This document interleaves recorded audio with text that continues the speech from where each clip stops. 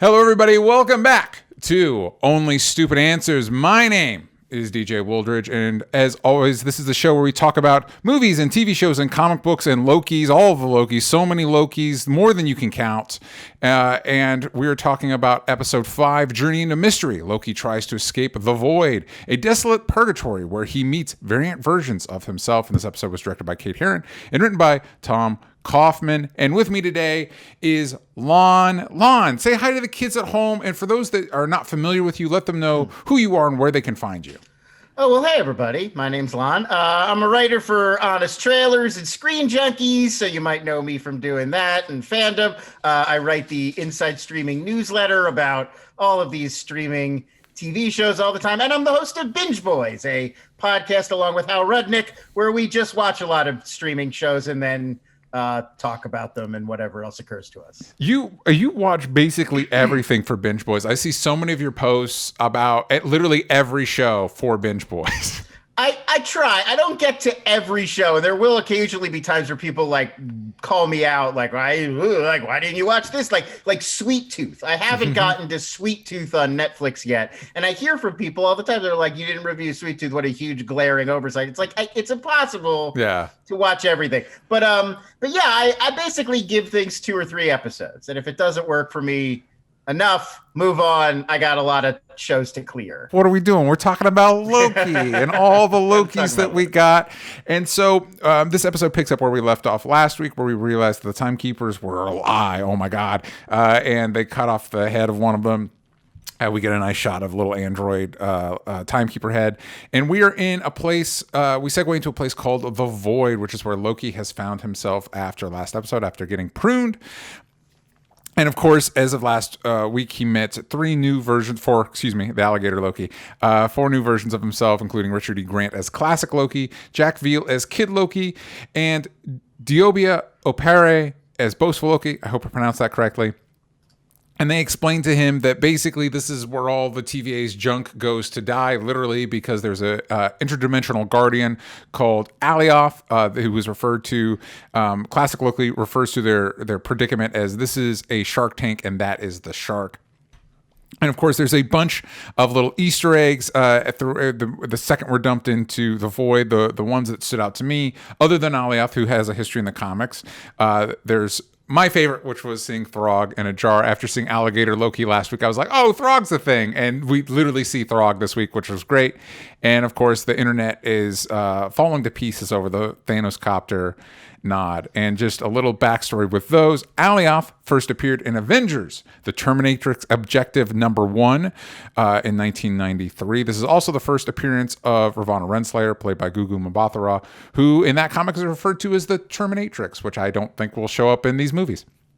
Feel like Terminator 3 kind of already nabbed that one. Yeah, Terminator. Oh, and Terminator also stepped on Deathstroke too. Terminator's just taking all the names that comic book writers want to use. But they very deliberately refer to her as the Terminatrix. Yeah, so cool. And Alioth was created by Mark Grunwald and Mike Gustovic. And the Alioth is heavily tied in with Kang, as Renslayer is as well. So we'll talk about that more later. Throg. There's a couple versions of Throg. The standalone version, starts as a person called Simon Walterson, which is a nod to Walt Simonson, first showed up in Lockjaw and the Pet Avengers number 1 in 2009 and was created by Chris Eliopoulos and Ig Guara. However, there is a version of Thor well before that, in Thor number 364, created by Walt Simonson. Loki turns Thor into a frog. Yes. And so that is kind of, and I'm going to operate under the assumption, considering we're dealing with variants, that is not the Simon Walterson version of Throg, but that is probably a version of Thor that is a frog that is in that jar. But we don't know. No, there's no confirmation one way or the other yet. And of course, everybody's favorite Thanos meme, the Thanos copter, first appeared in Spidey Super Stories number 39 in 1979. So, Lon, what are our thoughts on the Void? I mean, it's interesting because we're now dealing with, we've gotten very Doctor Whovian, we've gotten very Rick and Morty, where we're dealing with concepts that are not only like far out and existential, but that like challenge our own ability to even process what we're seeing. Like if you really stop and think about it, like the Void looks like a ruined version of our world, of like America. Like we see there's at what, you know, wherever Mobius is at when he picks up Sylvie, there's a ruined Golden Gate Bridge in the background. But then they're only a short driving distance from where Loki met up with the Loki variants, which was a ruined New York City. Yeah. You can see Central Park, Avengers Tower. So they're not in our world just at the end of time. They're in a different point in time and space, presumably, that resemble. It's a total like fantasy, impossible landscape at this point that I think is sort of designed to defy logic. We learn that Kid Loki is kind of in charge of this group of Lokis because he killed his version of Thor. Boastful Loki is boastful. He's talking about how he killed the Avengers and everything. Well, he must have also taken out. That was confusing because he must have also taken out his version of Thor because he's got Thor's signature weapon. He built his own. He built his own. Okay. Maybe because he's boastful. Right. He's boastful. He's boastful. And he could have gone to whatever the Dying Star and made a hammer. Tree forge one. Yeah, it just made itself a hammer. And then classic Loki, played by Richard E. Grant, is played by Richard E. Grant, so he's the one we care about the most. And he's big on illusion, and he lived the longest. I guess they also leave a window open for our Loki to still exists, that maybe he created an illusion and faked his own death. But anyway, we also meet who I'm going to refer to as President Loki, even though that I don't know if that quite applies here. Candidate Loki, I think. he's running for office. We don't know if he won the election. Yeah. He's got a lot of vote buttons. But he's got a lot of vote buttons, and he's leading a band of maybe Lokis. And it turns out boastful Loki is also helping him. Everybody betrays everybody else. President Loki gets his hand eaten, and actually a surprisingly graphic. I still don't quite know like what these versions of the Marvel shows are or are not allowed to get away with violence, but there was definitely a little bit of blood involved when he got his hand comically eaten by an alligator. It's very odd because before Disney Plus launched, they were very much like, it's a family, nothing not family friendly will be on this entire platform. Like there was all that Love Victor stuff where they were like, we can't.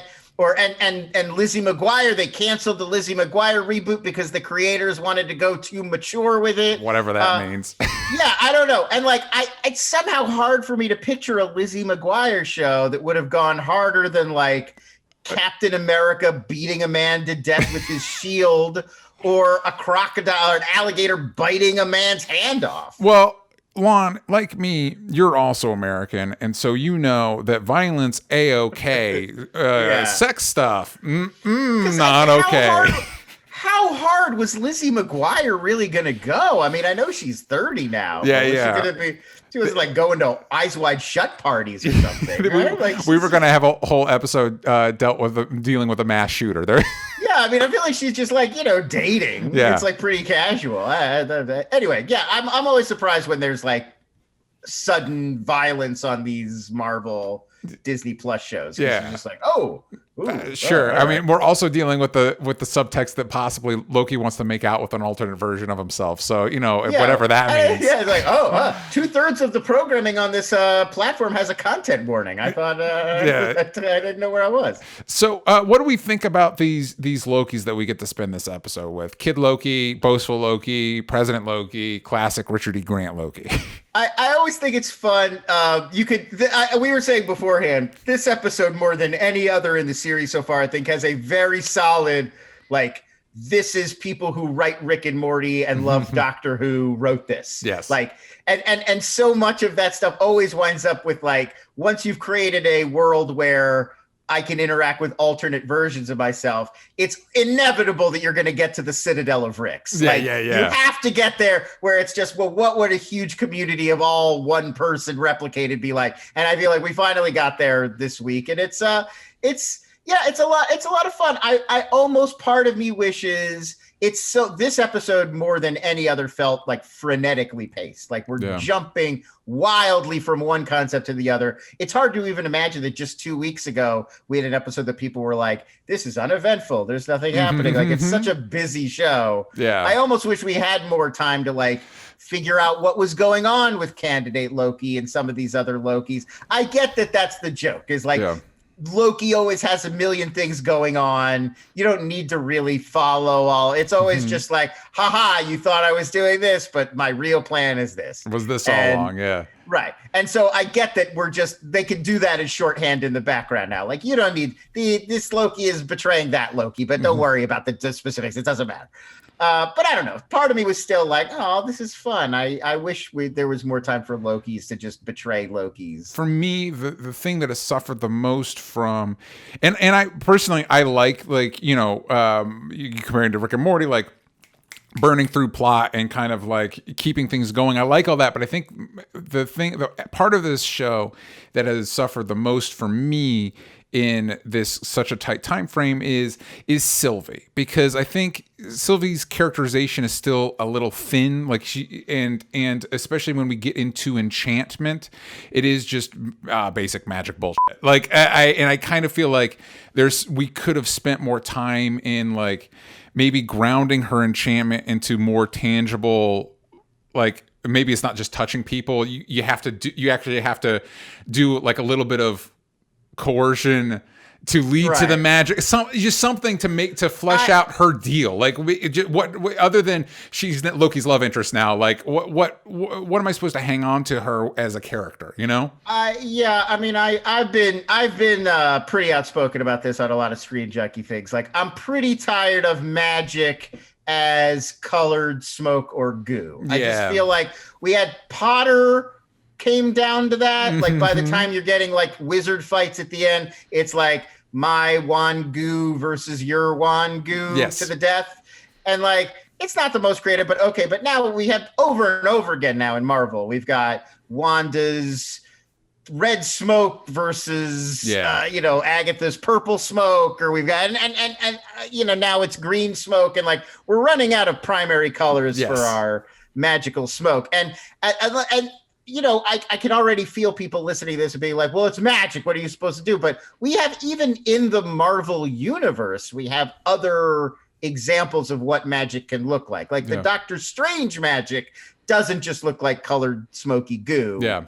And even in, I haven't seen obviously either of these films yet, but even looking ahead at Shang-Chi and Eternals, both of them also have depictions of magic that look a little different. Brian Tyree Henry's making that like golden leaf structure thing, and so it's like that's and it looks like Shang-Chi has some kind of elemental. It almost looks like Last Airbender kind of. There's like a water manipulator kind of magic or whatever. Like I feel like I'm craving that, and I get that it's enchantment. What are you gonna do? It's a psychic power. Yeah, but at least they're not doing X-Men like hand to the temple and another hand up. Like telepathy powers, but I don't know. The visual aspect of it is like the least interesting aspect to me. It's the other thing I liked about that episode where we actually saw, like, from Sylvie's perspective when she was in Hunter One. Wait! I do have it. It is Hunter C20. Hunter C20. When they were having margs at the fake Mexican restaurant.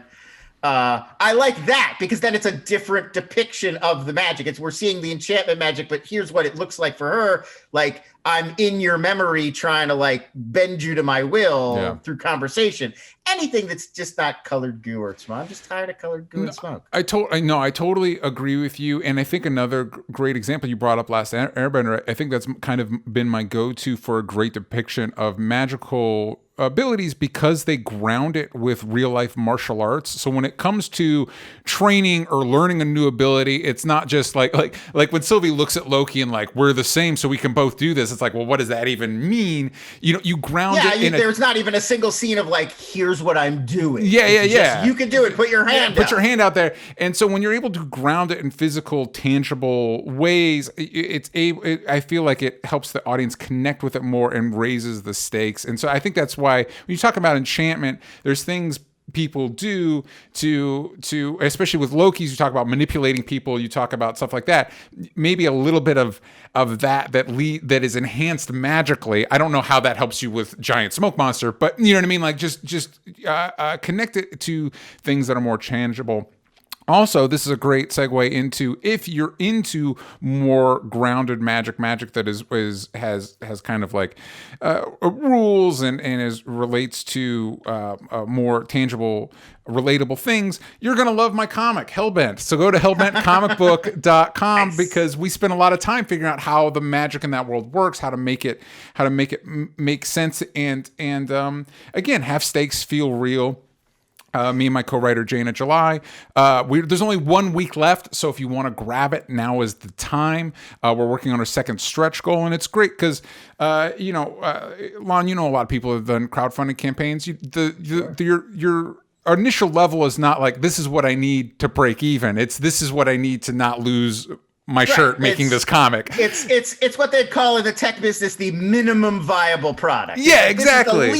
This is the least I can bring in to produce something. Yeah, exactly. And so Right. we're working towards second stretch goal. And not only does that allow us an opportunity to make the comic better, the product are getting better, but it gets us closer to breaking even and hopefully doing more of this comic, which we're really excited to do. So please go to hellbentcomicbook.com. Go check it out. I think you'll really dig it. So there's hellbentcomicbook.com. Thank you for letting me do my spiel. So now back to the TVA, actually. So while we're doing Adventures in the Void, Renslayer and Sylvie are kind of like trying to figure out their deal. Renslayer's stalling for time before more of her hunter agents are able to show up. It looks like, and then of course Sylvie prunes herself, which ends up in the void, but we're going to touch that in a minute. I want to talk a little bit about Renslayer and her position, because she also interrogates B-15, played by Wunmi Musako a little bit, who helped the Lokis in the previous episode. And it looks like Miss Minutes is kind of a right-hand cartoon. And the impression I get, Lana, I want to know what you think, is that Renslayer is possibly a little hurt, maybe feels a little bit betrayed, definitely wants to know who's behind everything, but more in the sense of she wants to keep the ship running smoothly. Less about like, oh, we need to undo this now. It's more like, no, I have a vested interest in seeing this work, so I need to understand it better. What do you think is going on with Renslayer? Yeah, I mean, at first I assumed that she was just completely lying. Like, she knows everything that's going on, and she's just faking it for Sylvie's sake to stall for time. But by the end of the episode, I think we've seen her, she seems motivated independently to solve something, to figure something out. Yeah. So I don't know if she believed that the Rockafire explosion were like the real timekeepers. Like, that seems unlikely to me. It doesn't seem like she knows exactly who is pulling the strings, but it does seem like she's still sold on the idea that the strings need to be pulled. Yes. Like, I think that's the difference between her and the variants that are getting woken up. Is like, they get woken up, they realize they were betrayed, and they don't believe in the TVA anymore. It's like Mobius said, I'm going to burn it all down. Yeah. But she got kind of woken up to a truth, but still seems pretty certain about her core belief that, like, we're doing important work. Yeah. This is not something I could just give up on and go live my life. I need to, like, keep this place running. So obviously that's the information we'll get next week, is like, what does she know that we don't know yet about what happens if this doesn't work? Yeah. And yeah, like, to me, Miss Minutes, it feels like I still don't know if I believe Miss Minutes is, like, sentient. It feels like she's some sort of software algorithm that's like the archive, and she's trying to, like, nudge Renslayer into not looking this stuff up. Like, well, darling, that's a big task, you know, like, in that folksy way. Yeah.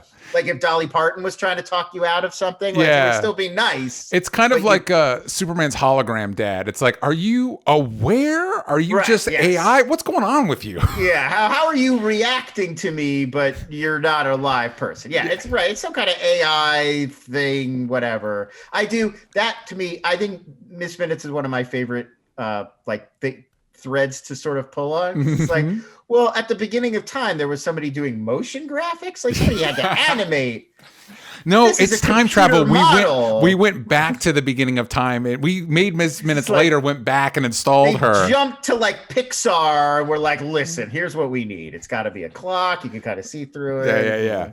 Yeah. We got variants of some of the Pixar artists to make her Miss Minutes. Somebody had to like animate Miss Minutes. Like, well, what if she waves? Make that look good.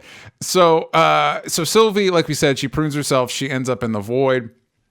She briefly realizes that she thinks she can enchant Alioth, and she reunites with Mobius, which is great because Owen Wilson is my favorite part of the show. And glad to see him back. So, he's still got to get on a jet ski. If the show does not end with him on a jet ski, it's been a huge betrayal. It's Chekhov's jet ski. You can't at this point deny us him on a jet ski. So all of our characters are kind of reunited. We get Mobius interacting with some of the other Lokis. We get Loki interacting with Sylvie. Let's talk about these relationships here because we confirm before we mentioned earlier Mobius is heading back to burn down the TVA, but he gives Loki a hug that really cements their friendship. And I think that's another thing that I kind of wish we could spend more time in Sylvie, because I think Mobius is a much more effective foil to Loki than Sylvie is. I'm much more engaged in Mobius and Loki's relationship than I am with Sylvie, even though like we're banking hard on the Sylvie Loki relationship. But what do you think about these relationships between Loki and Sylvie and Loki and Mobius? I like them both. I definitely don't have the thing the internet has about Sylvie, which is like, oh, it's wrong to like date your variant. Like, it's one of those things where it's so removed. Like to me, I understand the concept that they're variants of the same person, but they feel like different people to me. It doesn't feel like a person in love with themselves. It feels like a person in love with another person who's just kind of similar to them in some ways. Well, and that's another good question that I haven't quite, and I bring it up every episode because the show still hasn't really answered it. I don't know where we sit. Are they all branching versions of the same person? Are we dealing with alternate realities, even though we keep talking about the sacred timeline? They're playing very fast and loose with the difference between alternate realities or alternate dimensions and alternate timelines. Yes. Like, which is not usually supposed to be the same thing.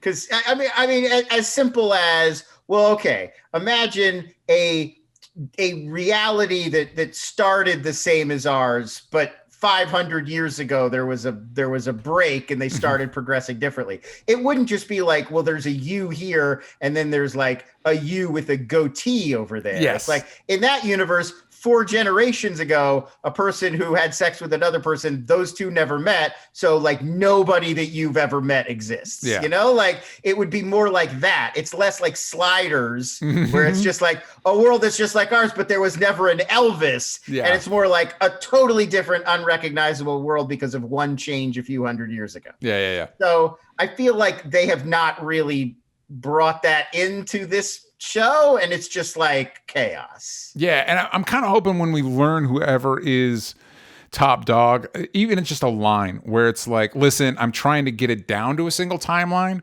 So the things you've been seeing in this end are sometimes as simple as the Tesseract, the Avengers came with the Tesseract early and you escaped and you shouldn't have, to the Sylvie is actually literally from a completely different timeline. She's like an alternate, something I floated the idea is like maybe the reason she was supposed to be pruned is that she's not even, Odin picked up a frost giant kid and that became our Loki. Well, in Sylvie's world, it's a completely different frost giant kid that he picked up. Exactly. A million different choices, or even a choice that seems insignificant at the time. Yeah. Like, he didn't go to Jotunheim for an extra 15 minutes. And so everybody who died was different, like it could be a million things like that. I feel like what we're missing is probably what we're going to get next week, which is the real explanation for what the TVA's been doing. Because the one we got in the pilot obviously was BS. There isn't one sacred timeline, and then there's these sage old lizard men who are like pruning all. There's some other explanation for reality in the MCU, and we're just kind of waiting to find out what it is, or that it's totally different. I'm excited. We're going to get into speculation for next week in a minute. Before we do, like us, our heroes had to get through Alioth. So, like I said, Mobius bounces to the TVA. Sylvie and Loki are going to try and enchant Alioth together, but they need a distraction, and so that's where Richard E. Grant's classic Loki comes in, which a pretty impressive massive illusion of appears mostly Asgard with some other things thrown in there, just like this world is like a hodgepodge of things. So the classic Loki creates a cool illusion. We get a cool line from Loki where he acknowledges that they're probably more powerful than they think they are, and then bye classic Loki, he gets melted by the time beast, and they enchant it, and the portal opens up to literally the end of time. The one thing that has been preserved throughout all time in history, it's past the void, is either to me it'll either look like the Haunted Mansion or the Tower of Terror. It has to be the Tower of Terror. We replaced it with that was the variant where they kept Tower of Terror instead of replacing it with the Guardians of the Galaxy ride. Yeah. And Kang, whoever it is at the end, wanted to keep, and he's like, no, this is mine now. I thought it almost has like a Downton Abbey kind of vibe. It's like an English manor house, I think, or something. So, who is in the manor house, Lon? I am of the opinion, I've got a couple things that I think would be fun to see, but it feels like when you're getting to Alioth and you've got Renslayer, and it seems like Renslayer is really down to team up with whoever is actually in charge. It's like, oh, this is going to be Kang. It's going to be Kang. But who do you think it could be?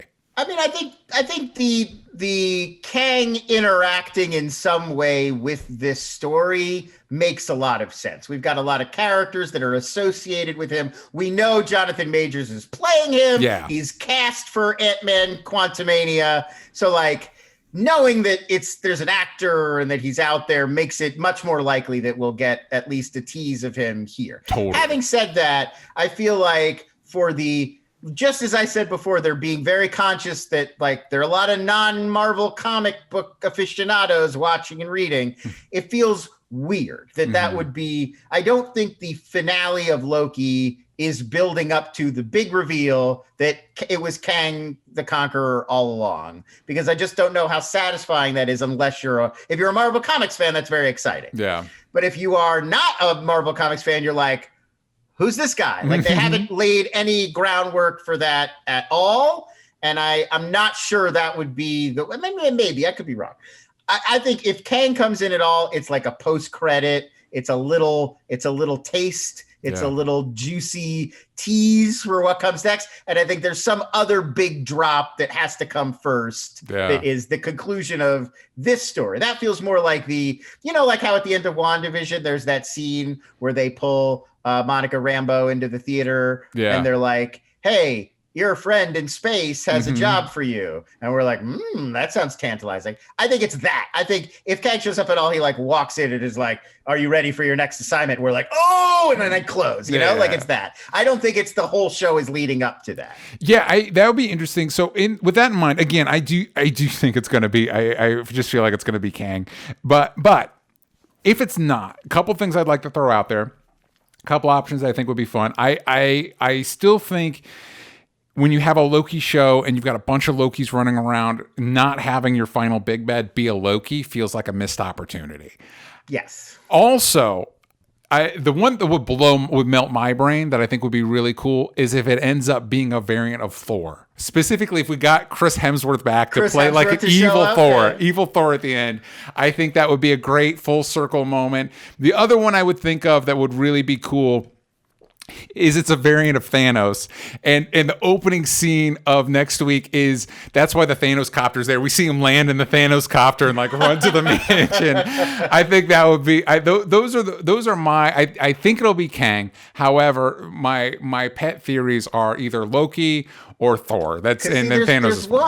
There's one name I thought you were going to drop that you didn't. Another classic Thor character to bring back. Anthony Hopkins. Like Odin, dang. Odin is a guy who could theoretically have power over time and space. Imagine the emotion of seeing him again after we've said goodbye to him before. And it's the sort of thing that you could probably film with Tony Hopkins without leaving his house in Wales, which we know is important to him. Which is why it's a manor, which is why it's like, oh, we're just going to shoot it at his house. I mean, that's what bringing up that it kind of looks like Downton Abbey or something. Like, well, that would make a little more, it doesn't look like it would be Loki's house. Yeah, it does look like it would be Odin's house.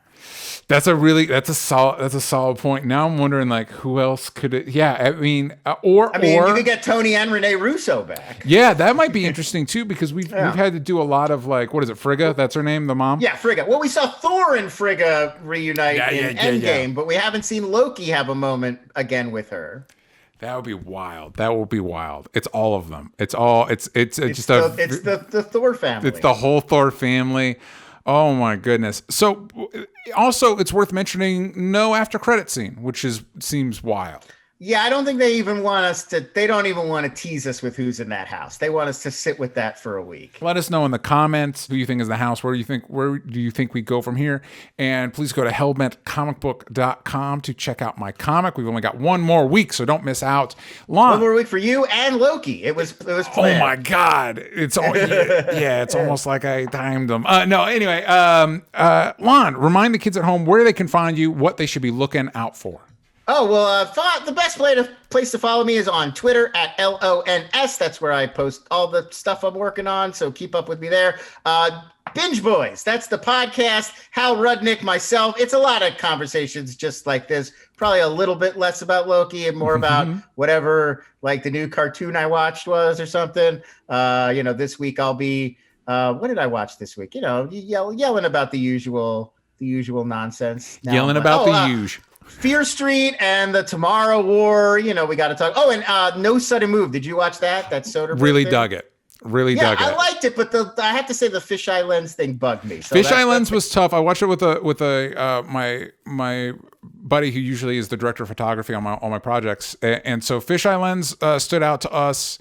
Also, it fell in a little bit of the. I like these type of crime stories, but like a pile up, like there's so many. Everybody's got like an angle and a secret thing that's going on that it starts to strain credibility. Yes. But then you get scenes like this is a punch. I'm going to punch you now. And I'm about to punch you. I'm punching you. I love my job, sir, but I have to punch. Yeah. So if you want to hear Lon talk about stuff like that. I didn't mean to get sidetracked. That's the kind of conversation you would hear on Binge Boys anywhere fine podcasts are listened to. So please go check all that out. Like, share, subscribe, all that jazz, and we will see you next week for the Loki finale. Bye, everybody.